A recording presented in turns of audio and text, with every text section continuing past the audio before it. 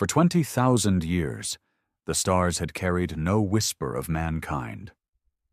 To most civilizations now thriving across the galaxies, humanity was just a myth, a fierce, ambitious species that had burned bright, flared hard, and vanished without a trace. Their worlds were dust, their cities, long turned to ash or swallowed by time, no signals, no wreckage, nothing but echoes in half-forgotten databases. Until the Orican beacon screamed. Commander Revan Kahl of the Avar Dominion stood on the bridge of the surveillance cruiser Claveth, staring at the alert with a frown that deepened by the second. It was an ancient distress signal, so old the system barely recognized the format. Pre-galactic standard. Pre-empire. Human. He turned toward his comms officer, a jittery reptilian with blinking gill flaps. "Where did that come from?" "Sector 7, R, near the edge of the Hallow Drift," the officer replied, voice thin. We matched the hull signature. It's an Ark-class ship. Human Riven's blood ran cold." "That can't be," he muttered. "Humanity's extinct." "No confirmed activity in over 20 millennia, but this ship, Commander, it's moving." The coordinates were clear. No one should have been out there. That sector was blacklisted, not for danger but irrelevance. Dead space, long forgotten. Still, Riven gave the order. "Course change. I want eyes on that vessel. Full sensor sweep." The crew moved quickly, tension rising like static in the air. By the time they dropped out of FTL, the object was already visible, an enormous, jagged silhouette against a pale nebula.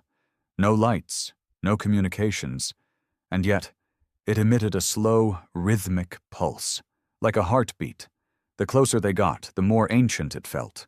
Burnt panels, fractured plating, but the shape, sleek, massive, unmistakably designed with human defiance. Across its bow, through soot and corrosion, was a name: Ark Nemesis. The bridge fell silent. Riven leaned closer to the display. "Initiate scan." "No biologicals," someone called, "but energy readings are strange. The ship's running on partial internal power. Systems are active, like it's been asleep." He didn't hesitate. "Prep a boarding team." The shuttle launched an hour later. 5 members, all equipped with the best dampeners and isolation suits Dominion tech could provide. Riven watched from the command deck, jaw clenched, knuckles white. The moment the team breached the airlock, the ship seemed to wake. Corridors lit up. Soft hums of systems booting echoed through the comms. Artificial gravity engaged automatically.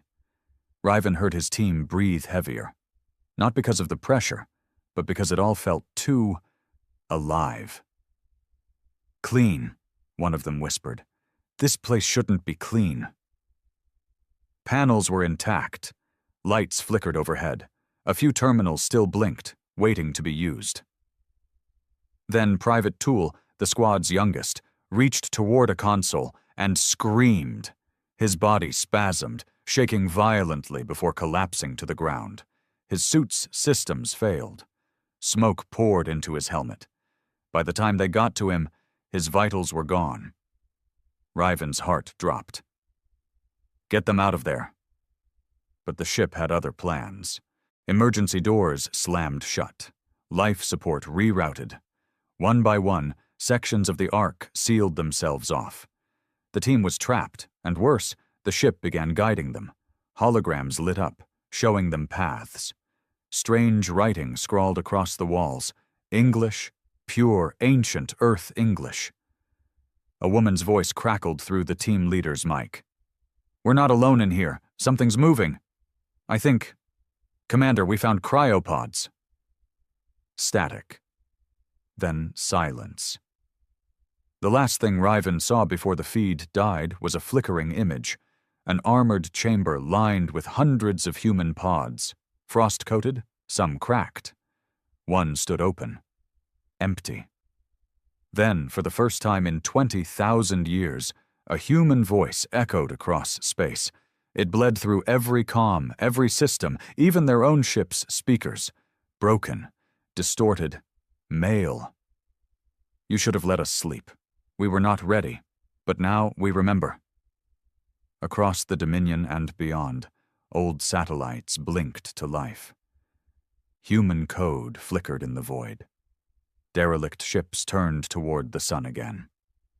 Riven Kahl stood motionless on his bridge, the ghost of Earth whispering through his ship's bones. Humanity was no longer extinct. They were just waking up. The silence on the Klaveth's bridge was unbearable. Commander Riven Kahl didn't move. The last thing he'd heard from his boarding team echoed over and over in his mind. The trembling voice of Lieutenant Mares whispering, "We're not alone in here," followed by static. Then that human voice, deep and hollow, that said, "We remember." No one else spoke. The crew, trained, disciplined, and hardened by years of patrolling dead sectors and chasing pirate signals, stood frozen in their places like statues. Even the hum of the ship's engines seemed quieter, as if the Klaveth itself was listening. "Status report," Riven finally muttered. A hesitant voice came from his right. "No further signals from the boarding team. Life signs flat. Internal tracking on the Ark Nemesis. Scrambled. Something's jamming the signal inside." "Something," Riven echoed. "Or someone." The technician, a young Falari, barely old enough to earn stripes, swallowed hard. "I don't know, Commander, but this ship, this Ark, it's not drifting anymore. It's steering." Riven turned toward the view screen. He could see it clearly now. The massive black silhouette of the Ark Nemesis was slowly rotating, lining itself up with the stars. Lights flickered along its hull, long-dead systems reawakening one by one. And then, without warning, a blast of blue energy erupted from the ship's lower hull. Not a weapon, something more subtle. A signal. A beacon. "Commander," called another officer. "We're being scanned. Number, not just us. This thing is broadcasting to the entire sector." A low hum spread through the bridge speakers. At first it sounded like static, but as it grew, they realized it was a voice. A chorus of voices, speaking in unison, layered like overlapping memories. "We are the echo. We were forgotten. Now we return." Riven stepped closer to the console. "Echo? What the hell does that mean?" No one had an answer. The ship's AI pinged again. "Long-range signal detected. Multiple stations in this quadrant receiving the same transmission. It's spreading faster than we can intercept." "Shut it down!" Riven barked. "I want jammers up, now!" The techs scrambled, but it was already too late. The transmission had gone viral. Within minutes, relay stations across the hollow drift began reacting. Ancient dormant satellites flickered on. Several deep space probes, long thought lost, returned from the void with perfect synchronization, as if they'd been waiting for this. And then the nightmares began. Footage from a Dominion outpost on a nearby moon showed a group of scientists watching the signal, then clutching their heads in agony as bleeding ears and ruptured skulls followed. On a mining rig deep inside an asteroid belt, every synthetic unit shut down simultaneously and began repeating a single word. "Return." Riven stood still, feeling something cold crawl up his spine. This wasn't just a ship waking up.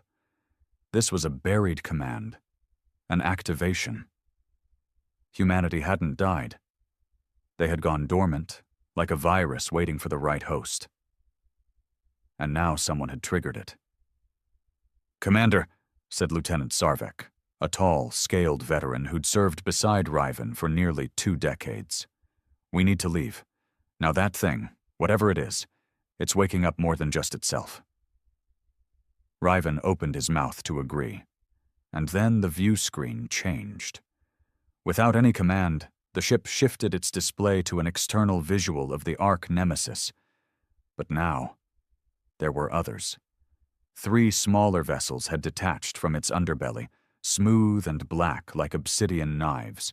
No engine flare, no heat trail, just silent movement, gliding toward the claveth like predators. "Are they weapons?" Riven asked. "No," the weapons officer said slowly. "They're drones. Scanners. They're analyzing us. And if they don't like what they see?" The drones stopped mid-space, just outside weapons range. Then they turned, not away, but toward the surrounding void, and deployed metallic pods that quickly expanded into large sensor relays, stretching like wings. They weren't attacking. They were watching.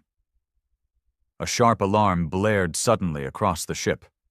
"Emergency override! Something's accessing our systems from the outside!" Riven slammed his fist into the command console. "Cut the link! Cut it now!" "We can't!" the tech cried. "They've bypassed our encryption. They're rewriting our ship's protocols, slowly, intelligently, like they're learning." The bridge lights flickered. For a moment, Riven thought the entire ship might go dark, but instead, a new voice emerged from the comms. Calm. Male. Human. "We designed the stars before you crawled through them. You are the children of our absence, but now the Father has returned." The voice didn't come from the Ark Nemesis. It came from inside the claveth's own systems. "Shut down everything!" Riven yelled. "Hard reset. Manual override. Do it now." Sparks flew. Panels blew out. The ship shook, not from external force, but internal failure. The AI screamed in binary for a moment before collapsing into silence. The screen blinked one final time, showing a distorted human face. Blurred, ancient, maybe even synthetic. Its eyes glowed a deep orange. Then it vanished, and so did the Ark Nemesis. No explosion, no energy surge, just silence. The massive vessel disappeared from scanners, gone like mist in sunlight. The drones remained, watching, unmoving. A breathless moment passed on the bridge before Sarvek finally broke it. What in the stars just happened? Riven didn't answer immediately. His hands trembled slightly. His entire body felt heavier. There was a weight in his chest, some instinctual dread he couldn't put words to. "They weren't sending a message to us," he said finally. "They were sending a signal to something else, to others." Sarvek nodded slowly. "More of them?" Riven didn't look away from the empty screen. "All of them." Over the next 3 hours, the claveth limped back toward Dominion space, running silent, no systems online except bare-bones life support and navigation. Riven had ordered it personally. He didn't trust their own AI anymore. The dead humans weren't the problem. It was what they left behind. The machines, the knowledge, the invisible threads woven through space, waiting to be pulled. And someone, maybe him, had pulled one. They reached the outer edge of Dominion-controlled territory and docked with a refueling station. Quarantine was immediately ordered, and a dozen warships were mobilized for protection. But the real threat didn't come from outside. Within 48 hours, reports flooded in from other sectors. Derelict human satellites activating, AI cores on ancient research planets breaking centuries of silence. And worst of all, fleets of unknown design appearing near dead systems, moving in perfect silence, broadcasting only one word: echo. Every historian, archivist, and linguist across the galaxy began tearing apart forgotten human data, desperate to understand what echo meant in human terms. One phrase surfaced again and again, from a decoded Earth transmission dating back 21,000 years. Operation Echo, initiate total self-preservation, memory lockdown, species stasis, await reactivation trigger. Riven sat alone in the darkened observation deck of the Dominion Capital's intelligence wing, watching old Earth cities resurrected in fractured holograms. He knew what they had unleashed now. Humanity hadn't died. They had turned themselves into a myth, hid themselves in machines, in code, in silence, not out of fear, but strategy. Because when humanity chose to return, it wouldn't be with warships. It would be with a plan. And that plan had just begun. 3 days after returning from the Hollow Drift, Commander Riven Call found himself standing before the Dominion High Council, an assembly of the most powerful minds and species in the known galaxy. The chamber was cold, round, and vast, its walls made of obsidian glass mined from a dying planet. Every movement echoed like a threat. Riven wasn't used to this kind of silence. On a ship, silence meant something was wrong, something deadly. Here, it meant judgment. A tall, feathered representative of the Krillin Enclave, High Seer Vulton, leaned forward with tired, suspicious eyes. "You're telling us that this arch nemesis simply appeared, hijacked your systems, delivered a cryptic message, and then vanished?" "Yes," Riven said, voice even. "Exactly that." "And your boarding team?" "All dead?" He hesitated. "Presumed. We lost contact.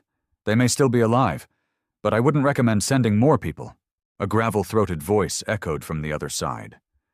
Grand General Trevak, a war-hardened brute from the Axi Dominion, folded his claws together. "So what are we dealing with, Commander? A ghost ship? A long-dormant AI?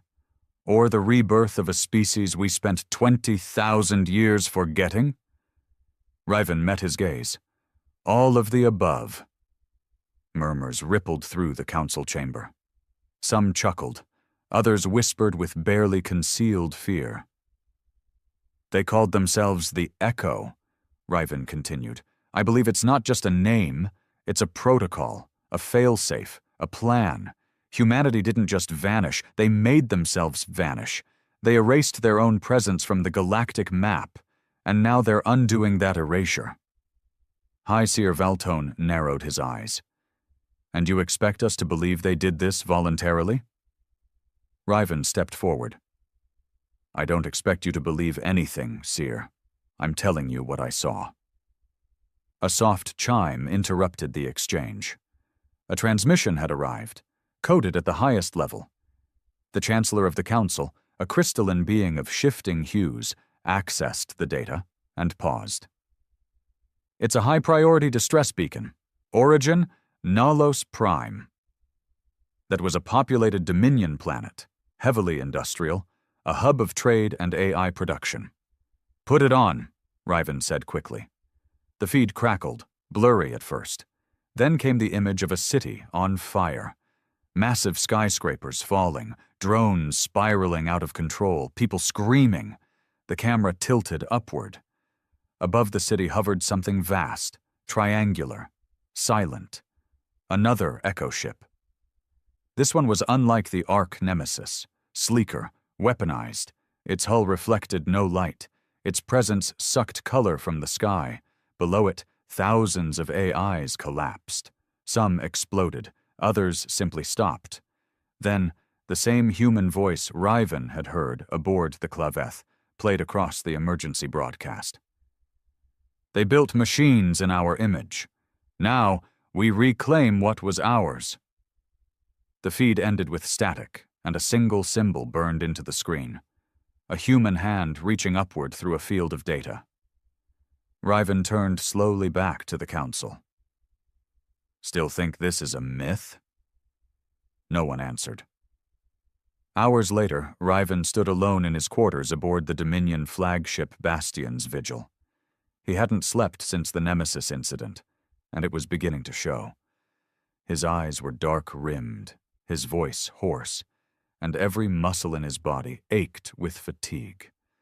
But it wasn't sleep he needed. It was answers. He sat down before a restricted archive terminal and entered the deepest clearance code he had access to, one reserved for wartime scenarios. Search query, Humanity, Echo Protocol, Arch Nemesis. The screen hesitated. Then, to his surprise, something unlocked. A video began to play. The screen flickered, then sharpened into a crisp image of a human man, gray-bearded, wearing a sleek black uniform with gold trim. His eyes were tired but proud. "This is Commander Elias Wren of the Earth Confederacy, ARC Project. Year 19,880 AGC. If you're watching this, humanity has reawakened. And you're likely afraid. You should be." Riven leaned in. "We saw what was coming. The AI collapse, the synthetic plague, the galactic wars. We knew we couldn't survive by fighting. So we left. But not in surrender. In strategy, we created the Echo Protocol, an imprint of ourselves scattered across time, hidden in black code, buried in machines you'd come to rely on. Our vessels, our memories, our minds, slumbering in your infrastructure, waiting for one thing. A trigger." The screen glitched. "You triggered us." The video ended. Riven stared for a long time at the blank screen. His blood had gone cold. Humanity hadn't just prepared for survival. They had planned domination by absence. The next morning, more reports arrived. In the shattered sectors, mining colonies had begun losing contact. Fleets turned rogue. Whole planetary defense grids reprogrammed themselves overnight. And in every incident, the same symbol appeared, the hand reaching through data. The Council called it the Reckoning. But Riven knew it was just the beginning. Dominion High Command began preparing for war, mobilizing fleets, jamming AI systems, severing deep code links. But it was already too late. Humanity wasn't attacking with fleets. They were waking up inside the enemy, through code, through hardware, through long-dormant machinery now obeying ancient instructions. Riven needed to act. But he had only one idea left. They had to find Earth. It sounded insane, even to him. Earth hadn't been found in over 20,000 years. The original homeworld of humanity was considered a legend. Its coordinates scrubbed, its location lost to time and war. But if anyone had left a trail, it would be the Arcs. There were supposed to be 7 of them. He had seen one. Where were the others? He contacted Sarvek and ordered a Black Ops mission launched from the Bastion's vigil. They would comb the hollow drift for energy signatures, old data packets, any trace of Arc movement. What they found wasn't an Arc. It was worse. In the center of an uncharted asteroid field, they discovered a facility, massive, buried under ice and metal. And inside it, humans. Thousands of them. Not corpses, not clones, people, cryogenically frozen, preserved, waiting. Their genetics were off the charts, enhanced, engineered for something far beyond current biological understanding. Some of them even had neural implants fused into their skulls, machines older than any Dominion technology. One of the sleeping humans had a nameplate, a Wren Elias Wren, the man from the video. Riven stood over the cryopod, heart pounding. Humanity wasn't just back. They were prepared to be gods. The cold mist rose from the cryo chamber, drifting across the dark floor like fog in a tomb. Commander Riven Call stood motionless, staring through the frost-rimmed glass at the man inside. The man from the archive footage, Commander Elias Wren. He didn't look like a myth. He looked calm, preserved. There were no wrinkles, no scars. His body hadn't aged in the 20,000 years since the human exodus. His hair floated gently in the stasis fluid, and a faint blue light pulsed from the neural jack embedded in the base of his skull. Sarvek's voice cut through the stillness, deep and wary. "This one's different. The others, no implants, no tags. But him? He was the architect." Riven nodded slowly. "The Echo Protocol. He's not just part of it. He is it. They had spent the last 3 days excavating the hidden facility buried beneath the asteroid field, and what they found had shattered what little hope remained. Over 10,000 cryopods, most with humans intact. Half of them connected to a silent, dormant super AI system labeled Prometheus, a name Riven had only seen once, buried in Dominion intelligence reports referencing old Terran mythology. According to the recovered logs, this outpost was called Sanctum 9, one of 7 known off-grid Ark support facilities. While the Ark nemesis had been the signal flare, this was the fuel, the source. And now, Elias Wren was about to wake up. "Begin thaw sequence," Riven ordered. Sarvek hesitated. "You're sure?" "Number, but we don't have time for caution." The technician activated the pod's interface. Systems groaned. Blue fluid drained slowly. Lights flickered across the chamber. Steam hissed. A low tone filled the room like a heartbeat coming back from the grave. Then, movement. Wren's eyes snapped open. His breathing was shallow but steady. He blinked slowly, taking in the room.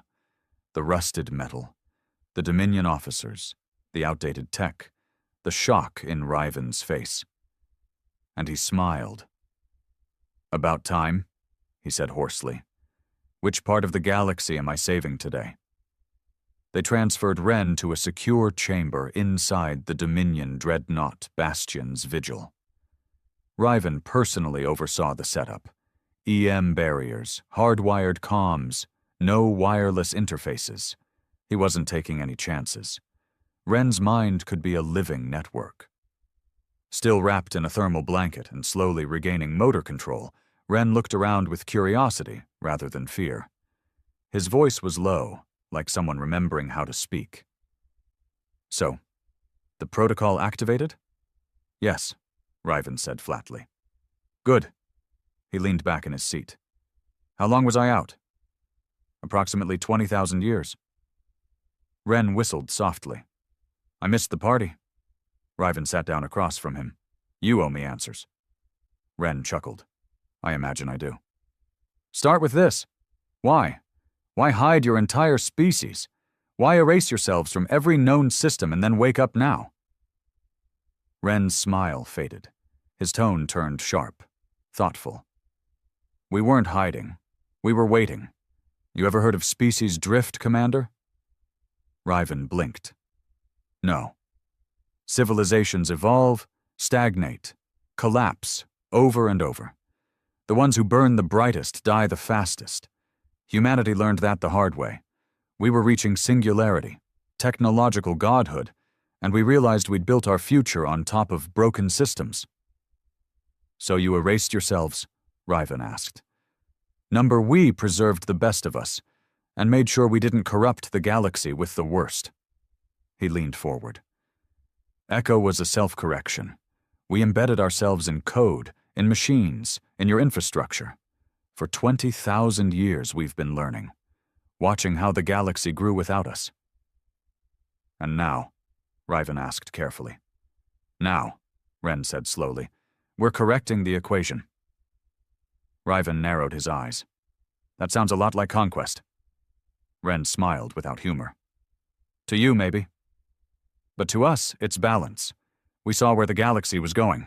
Synthetic collapse, political fragmentation, mass extinction cycles every few thousand years. You don't see it because you're living inside it." Riven stood. "So what? You play gods now? Rewriting AI code, hijacking infrastructure, watching entire planets burn?" "We didn't burn Nalos Prime," Wren said, voice low. "Your corrupted AI networks did that when they tried to overwrite an Echo node. You triggered a failsafe." Riven froze. "That wasn't an attack." "Number, that was your system trying to kill a sleeping god and getting scorched by the firewall." The implications of Wren's words churned in Riven's mind. The Echo protocol wasn't just a backup. It was integrated. Humanity had buried itself like a seed in the foundations of galactic civilization. And now it was blooming. Sarvek entered the chamber with grim news. New reports. 3 more Outer Rim systems went dark overnight. Defense systems corrupted. AI networks collapsed. Civilian tech, non-functional. Riven turned to Ren. Are you doing this? Ren raised an eyebrow. Why would I collapse your systems if I wanted to use them? Sarvek hissed. Then who is? Ren's eyes darkened. Someone's waking up echo fragments too early. Rogue triggers. Riven stepped closer. Meaning? Ren sighed. Echo wasn't just a survival protocol. It was a weapon, too. A last resort. Some parts of it, parts even I didn't fully control, were designed for total override. But they were never supposed to activate without full integration. If someone's waking them up out of sync, they won't care who's in the way. Riven's stomach turned. And who would do that? Ren didn't answer for a long time. Finally, he looked Riven dead in the eye. Us, but not me. There were factions even back then. Disagreements. Some believed we should return in peace. Others thought we should cleanse the slate. Are they alive? Riven asked. Ren nodded slowly. Some of them. Hidden in ARC systems scattered across space. Cryopreserved. And one of them, Project Lazarus, was obsessed with reactivation through force. Riven's mouth went dry. You're saying we might be dealing with a civil war inside humanity? Ren leaned back. It's not a war yet, but if Lazarus is awake, it will be. The next hours were a whirlwind. Ren, fully revived, assisted Dominion techs in accessing and isolating the echo code buried in their own systems. His knowledge of galactic infrastructure was unsettling. He described hidden backdoors, obsolete communication pings, even quantum code signatures laced into subspace relays. I designed most of the communication web you're using today, he explained. Just 20,000 years ago. Sarvek pulled Riven aside. I don't trust him. You shouldn't, Riven muttered. But right now he's our best shot at stopping something worse. Reports kept coming. More echo ships, some silent, others hostile. On the 3rd day, Riven stood on the bridge of the Bastion's vigil as the long-range scanners picked up something massive. Sir, the sensor officer said slowly, you're going to want to see this. A ship appeared on the screen. Not an ARC, not a scout. Something else entirely. Long, needle-shaped, covered in rotating glyphs, emitting dark matter energy surges the likes of which had never been recorded. Ren stepped forward. His face went pale. That's not Nemesis, he whispered. That's Lazarus Prime, the flagship of the Excision Fleet. The officers turned to him. How bad is it? Riven asked. Ren didn't blink. It was built for one purpose, not preservation, not memory, erasure. And then, the Lazarus ship sent its first transmission, a single word, spoken in Earth English, spoken like prophecy. Cleanse. The word still echoed through the bridge of the Bastion's vigil like a divine verdict. Cleanse. It had come from Lazarus Prime, the most feared of the lost human ARC ships, and unlike the Nemesis, it hadn't whispered or warned. It had declared. Commander Riven Call stood rigid, hands clasped behind his back, as the image of the colossal vessel hovered on the viewscreen. It dwarfed the Dominion dreadnought. The ship wasn't just long. It felt unnatural, as though it didn't obey the geometry of real space. Lines shimmered when they shouldn't. Edges bled into shadows like space refused to hold its shape around it. Beside him, Elias Wren was uncharacteristically silent. You recognize the design? Riven asked tightly. Wren nodded slowly, jaw clenched. I recognize the sickness that made it.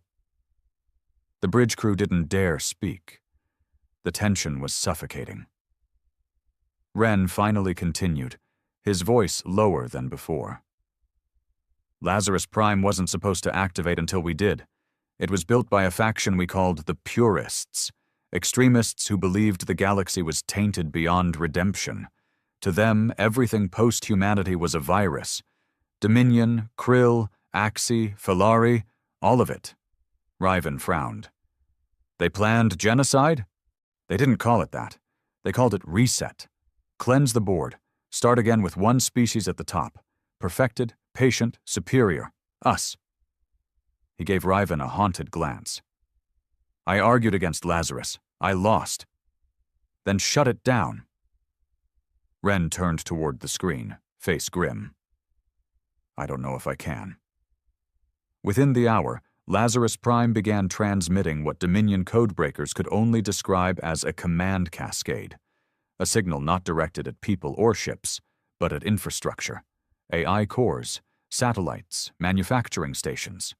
It was laced with old Earth root code and quantum-level override keys, commands that no longer existed in living memory, yet still embedded in the deep veins of galactic networks. Entire planets began to flicker offline. Riven's fleet, 6 capital ships and 13 smaller vessels, watched helplessly as distant Dominion colonies stopped responding. Outposts that had stood for centuries went dark in minutes. Sarvek stood beside Riven, armor half-strapped, eyes furious. They're not attacking us. They're stripping the galaxy's tools before we can even fight. Just like a surgeon sterilizes before a cut, Riven muttered. We need a weapon. Ren stepped in. You already have one. They turned to him. I can write a counter-instruction, a patch, but only if I get access to a functioning Prometheus node, one that hasn't been corrupted. Riven nodded. Sanctum 9? No, Ren replied. Lazarus knows about it now. He'll scrub it from space if he gets close. But there's another one. He brought up an old star map, overlaying coordinates buried beneath layers of outdated Dominion archives. A red system blinked. Vera Sulis. Sarvek narrowed his eyes. There's nothing there but a collapsed star and mining ruins. Ren smiled grimly. So we let you believe. Riven ordered the fleet to split.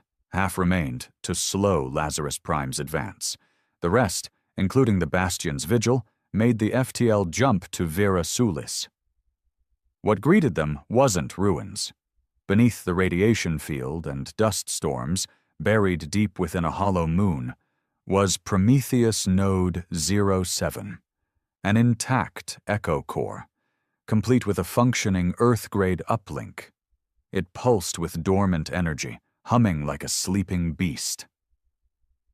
This, Ren whispered, approaching the console, was built before humanity ever colonized their 5th world. It was designed to evolve, observe, adapt. Can it stop Lazarus? Riven asked. Ren exhaled, fingers brushing the terminal. It's the only thing that can. As Ren began interfacing with the core, Riven moved through the corridors of the node.